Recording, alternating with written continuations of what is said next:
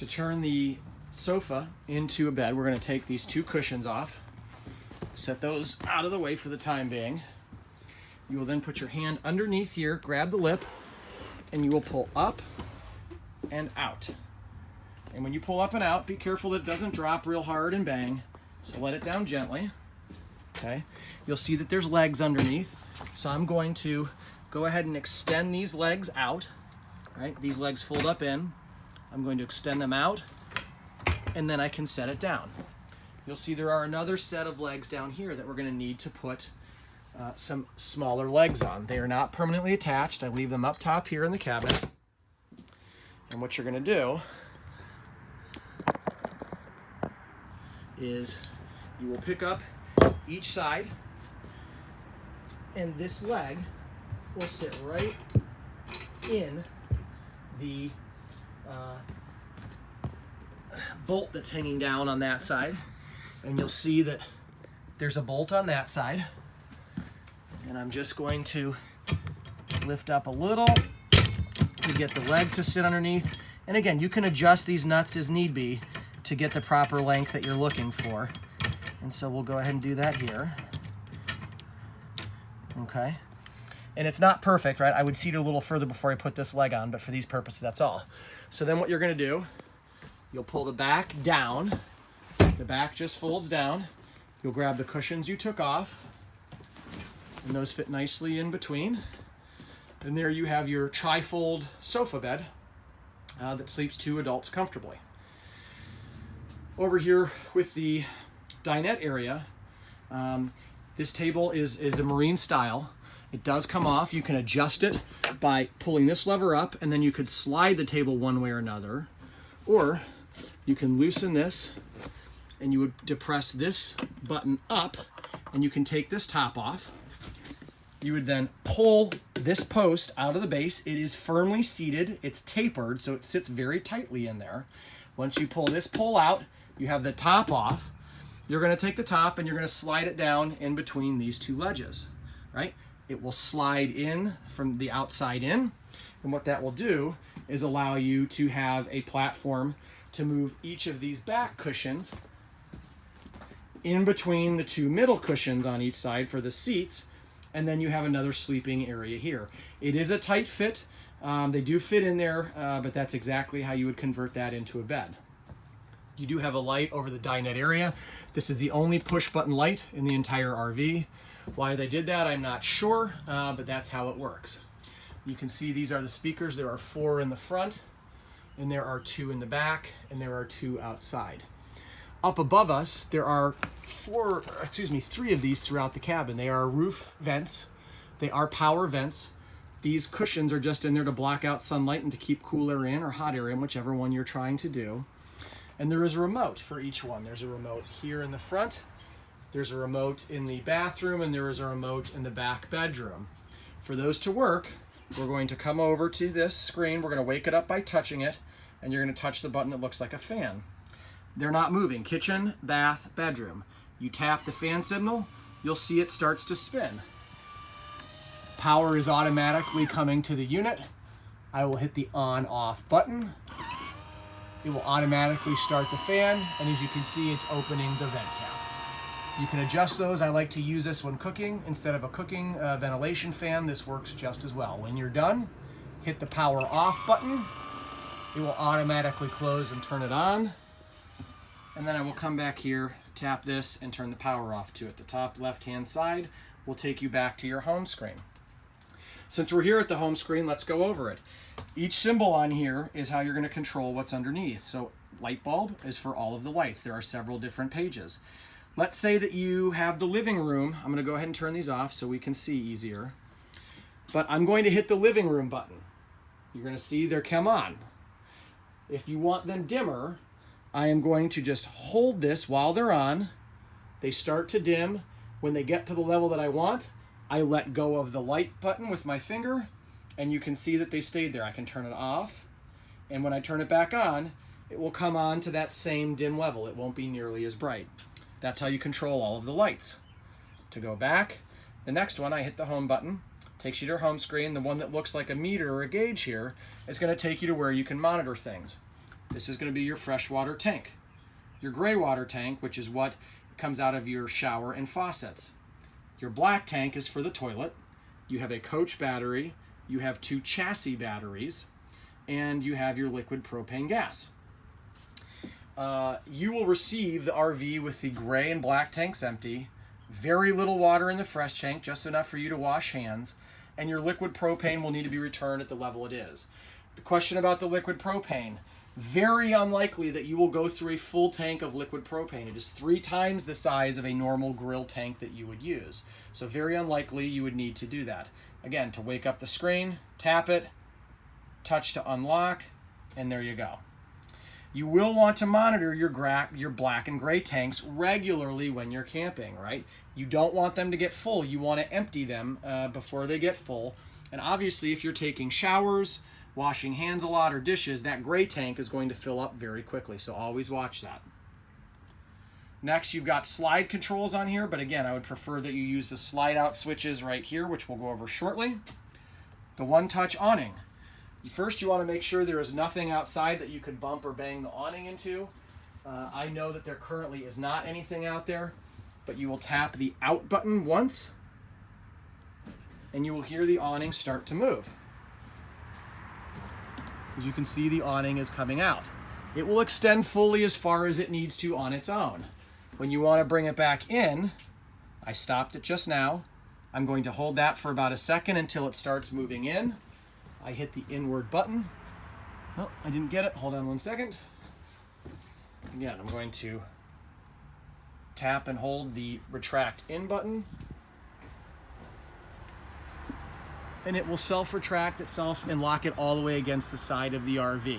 You do not need to adjust it. It will go all the way out as far as it's supposed to. It will come all the way in as far as it is supposed to and lock against the side of the RV.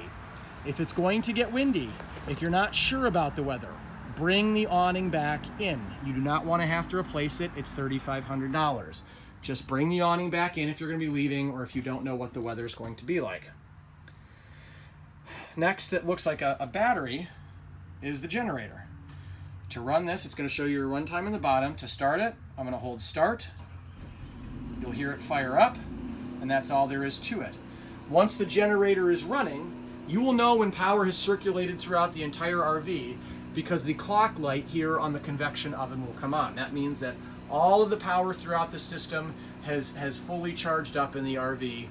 And you can expect that to take anywhere from 30 to 60 seconds. But again, you'll know that power is fully on when that light comes on, which it just did. Okay? You can run everything, the AC, the refrigerator, the convection oven, the TVs off of the generator. You do not need to run the generator at all when you are hooked up to electricity.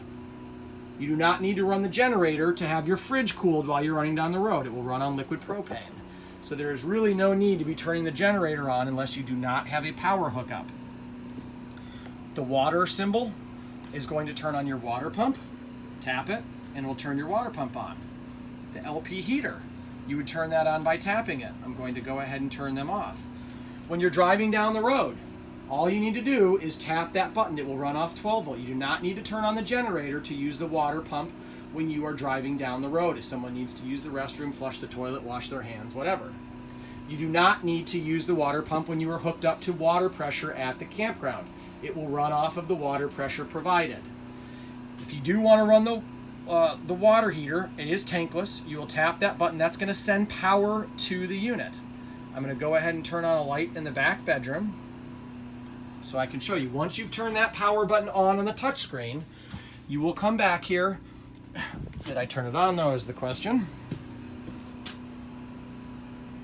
Power on. You can see it's green. I'm going to go back over here into the bedroom and you'll see there's a little Truma AquaGo control.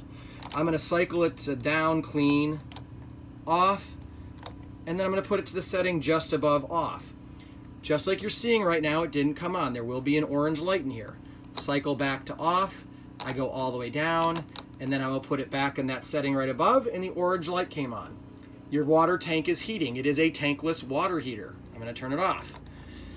You do want to turn that on right when you're ready to use the water, not 10 minutes before, not 5 minutes before, literally when you want hot water. It's instantaneous. When I'm done using it, I will come back here I will turn that switch to off. That was the black dial. I will come turn the power off, and that's how you do it. Again, your water heater will run off liquid propane. We went over the final switch here, which was for the fans. Your thermostat is right here. The purple button is on and off, right? You can set it to cool, dry, heat, or fan. The different fan temperatures, auto, high, medium, low. There is a furnace button. The furnace gets very hot and runs off liquid propane. There is also a heat strip in the AC unit. So this is the AC unit. There's cold air coming out. You can see these two little tabs. If you have these towards the outside, a bunch of air dumps out these vents right here, okay? If you close these, it will distribute all the air conditioning to the slotted vents in the roof. If you want cold air right here, you would open those up. If you want it to be well distributed throughout the RV and through the air vents, that's what you would do. Like I said, there is a heat strip in here that is usually sufficient unless it's close to freezing. So very rarely will you need to use this furnace. Don't use the timer or the sleep function. It's probably just going to come on when you don't need it to. And of course, you just adjust the temperature however you see fit. Okay? I'm going to go ahead and turn it off. Your slide out controls. Room slide out. There's one here in the kitchen, and there's another one back here in the bedroom. Those are what you are to use when you want to move the slides in and out. I am not going to move the slide right now only because this is out. You will hold this out button until it stops moving and until you stop hearing any sound at all. There will be a clicking sound when it is done. You can cause no damage by holding the out or in button too long, okay? No damage can be caused by holding the out or in button too long. However, if you only partially retract the slide in, or if you only partially extend the slide out, you can cause damage. So you want to be sure that when you do that, you hold it till it's all the way out, it's done moving, and you hear no noise.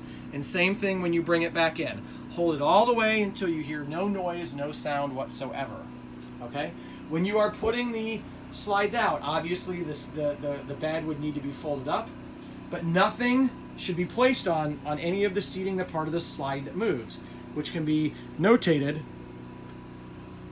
by the dark colored trim that goes all the way around. That slide moves all the way in and comes up to about here on the floor when it's fully closed.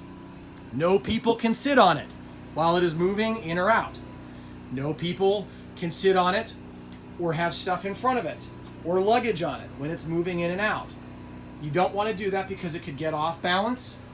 One side could be moving in further than the other, and if you get it off track, you got a big problem on your hands that's going to cost you a lot of money. Remember, no people on it when it's moving out, no people or luggage on it when it's moving in. You want to lock it all the way out, you want to lock it all the way in.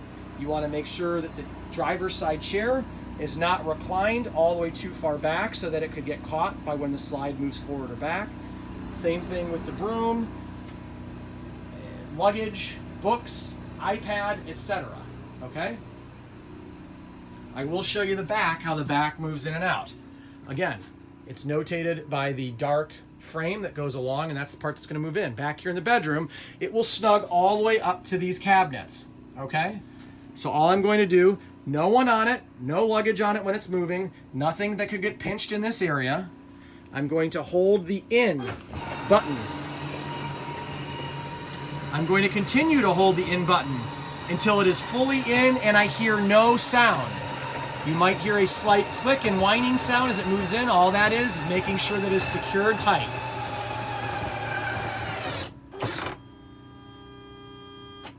You heard the whining sound and then you heard the click. That means it's done. To take it back out, you always want to make sure there's nothing in the way, no trees, no picnic tables, no electrical posts, anything like that. Once you're sure that you're clear on the outside, hold the out button down. Nobody's on it. No luggage is on it. You can see that the bed is moving out. And again, you are going to hold this all the way until it stops moving and you hear no sound whatsoever. No sound. There was a very slight click. I can let go. Again, you are not going to hurt it by holding that button too long. Okay? The slide out for the dinette area works the exact same way.